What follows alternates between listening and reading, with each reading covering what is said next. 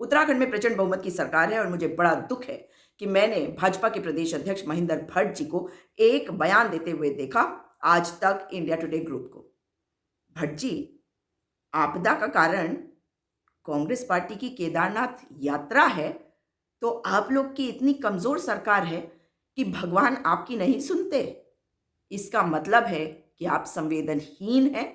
आप अपनी हार जो आपको बद्रीनाथ की जनता ने दी, उसके बाद बद्रीनाथ की जनता ने राजेंद्र भंडारी दल बदलू को दी, उससे बौखलाए हुए हैं।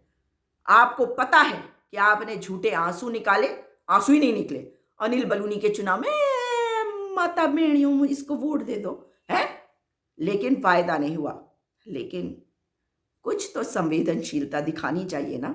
मुझे मेरा गला भर आ रहा है ये सोच के कि जिनका नुकसान हुआ उन्हें कैसा लगा होगा आपकी ये बकवास सुनकर कि कांग्रेस की पद यात्रा के कारण आपदा आई। अरे कुछ तो शर्म करते आप, कुछ तो शर्म करते। अपना चाल चरित्र चेहरा लोगों के सामने इस तरह से तो न लाते। और दूसरी तरफ महेंद्र भट्ट जी, ये बताइए कि अंकिता भंडारी के मामले में न्याय तो आप नहीं दिलवा पाएंगे और इतिहास गवाह रहेगा कि जब उसे न्याय नहीं मिलेगा तो आप होंगे जिम्मेदार।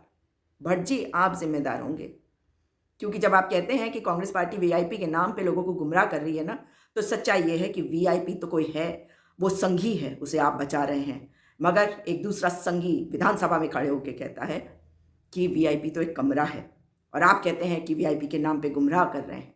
वीआईपी एक व्यक्ति है और हम सब जानते हैं कि अंकिता भंडारी की अगर हत्या हुई तो उसका कारण कुछ तो है। बचाने की कोशिश कर लीजिए।